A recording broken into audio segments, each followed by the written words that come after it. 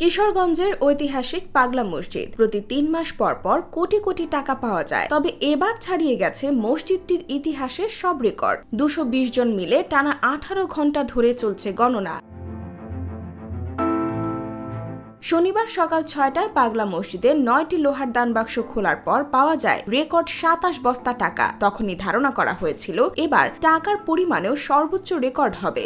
গণনা শেষে টাকার পরিমাণ দাঁড়ায় ৭,৭৮,৬৭,৫৩৭ টাকা। এর আগে পাওয়া টাকার সর্বোচ্চ পরিমাণ ছিল ৬,৩২,৫১,৪২৩ টাকা। এছাড়া বরাবরের মতোই পাওয়া গেছে অনেক বৈদেশিক মুদ্রা ও স্বর্ণালঙ্কার।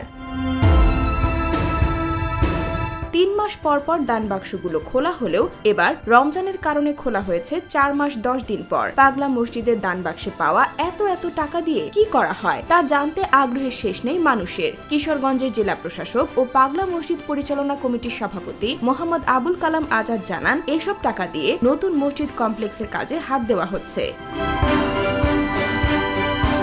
কিশোরগঞ্জের ঐতিহাসিক স্থাপনার মধ্যে অন্যতম এই পাগলা মসজিদ। শহরের পশ্চিমে হারুয়া এলাকায় নরসুন্দা নদীর তীরে গড়ে ওঠে মসজিদটি। কথিত আছে, খাস নিয়তে এ মসজিদে দান করলে মানুষের মনের আশা পূরণ হয়। তবে সামাজিক যোগাযোগ মাধ্যমে এ নিয়ে প্রতারণার বিষয়ে সচেতন থাকার আহ্বান জানিয়েছে প্রশাসন।